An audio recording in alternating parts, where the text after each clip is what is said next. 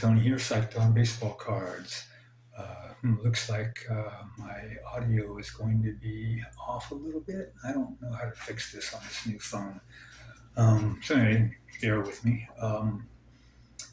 It's been a couple of weeks since I've done a video. We have some new pickups for my 65 top set, which I'm going to show today. It's 4 cards. I need 60 more to complete the set, so I'm just slowly plugging along. Hope everybody's doing well. And I was out of town during the Nationals, so I wasn't able to watch everybody's videos, so I tried to catch up on some of those.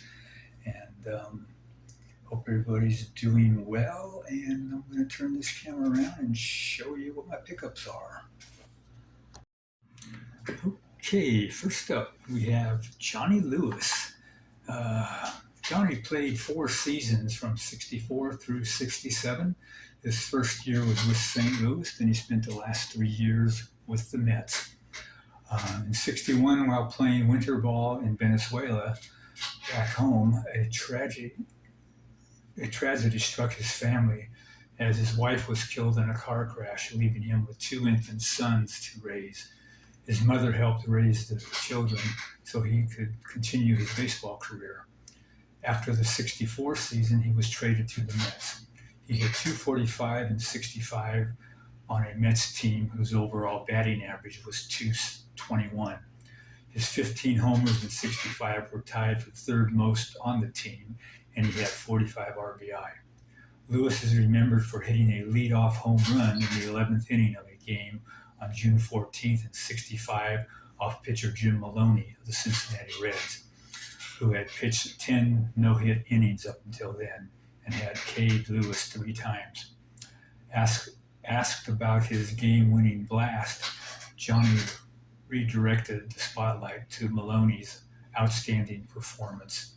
"He did get the ball out over the plate on me," Lewis said, "but I want to tell you, I'm not sure I saw the pitch. All I know is that it was a fastball. In my entire career, I never saw any fastballs like he threw in this game." After his playing career, he worked 28 years in the Cardinals organization as a front office executive, a major league first base coach and hitting coach, a minor league manager, and a minor league hitting instructor. As a coach, he was the Cards' first black coach.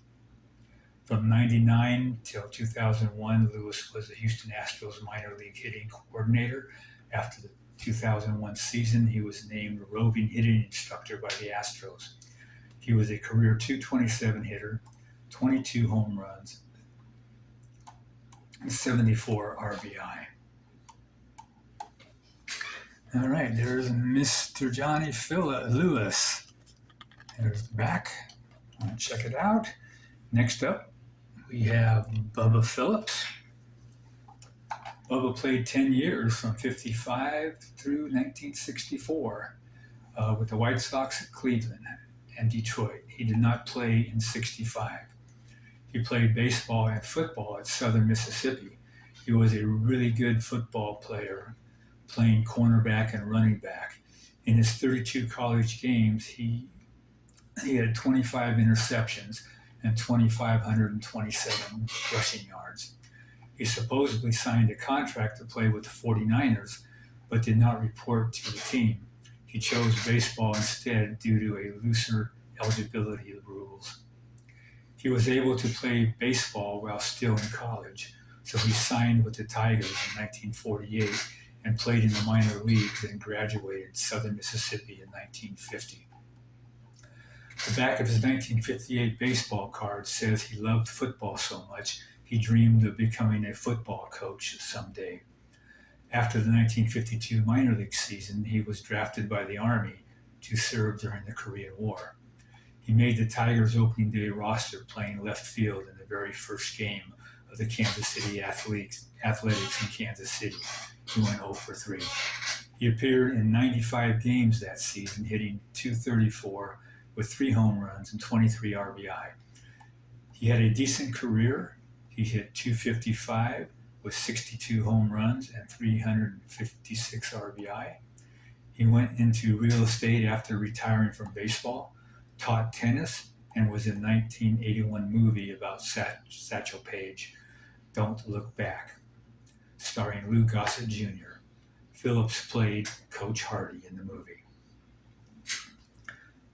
All right, so there's Mr. Phillips. And next up we have Camille Camillo Pascual. Camillo, Cuban-born, played 18 seasons with 13 of them were with the Washington Senators, and then they became the Minnesota Twins. He was a career 174 and 170 with a 3.63 ERA, 2,167 strikeouts, and a 40.9 WAR. Pascual's biggest pitches were his fastball and a devastating overhand curveball, described by Ted Williams as the most feared curveball in the American League for 18 years.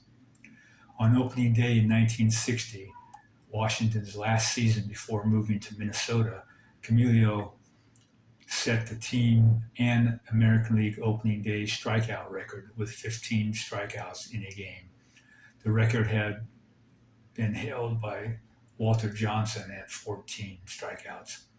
Camillo had pitched winter ball in the offseason. So by the end of this 1960 season, he had pitched over 400 innings. It's a lot of innings. Like pitchers can't even get 200 innings hardly anymore.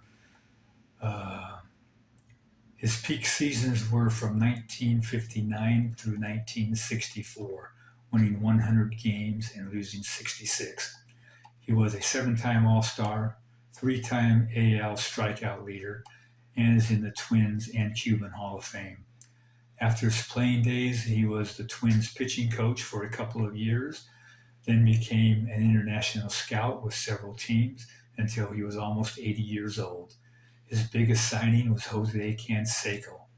He also signed Alex Cora, who is now managing the Red Sox. Okay, next up, we have Joe Pepitone. Joe played 12 seasons from 1962 through 1973. His first 8 were with the Yankees, played 1 with Houston, 4 with the Cubs, and 1 in Atlanta. Pepitone was the focus of much attention during the time that he played for the New York Yankees. During his playing career, Pepitone had the reputation of being a playboy who spent too much time in the New York nightlife. He also ran up a large amount of personal debt. Pepitone admits to these things in his autobiography, Joe, You Could Have Made Us Proud.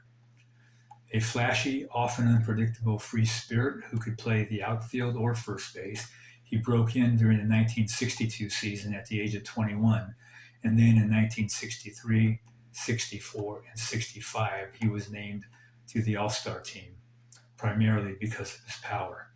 In 1963 and 64, the Yankees went to the World Series. All of that combined to make him a big star when he was still in his early and middle 20s. While his batting averages in the 1960s don't appear very impressive, they were better than they seemed because it was the second dead ball era. For instance, in 1968, when he hit 245, the league only hit 230, and the Yankees hit, believe it or not, 214. Pepitone's 245 average was the second highest average on the Yankees of players with at least 200 at-bats. He homered 21 times combined off future Hall of Famers Jim Bunning, Steve Carlton, Catfish Hunter, Juan Marichal, Phil Negro, Jim Palmer, Gaylord Perry, Robin Roberts, Nolan Ryan, Don Sutton, Hoyt Wilhelm, and Early Wynn. He also won 3 Gold Gloves, all with the Yankees. He was the New York Yankees coach in 1982, and also worked in the Yankees front office in the 1980s. He was a career .258 hitter. He had 219 home runs, 721 RBI. So there you have it, Joe Pepitone.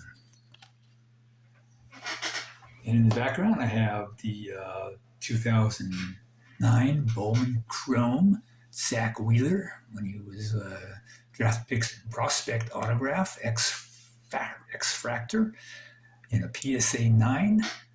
As we all know, he is with Philly now and pitching really great.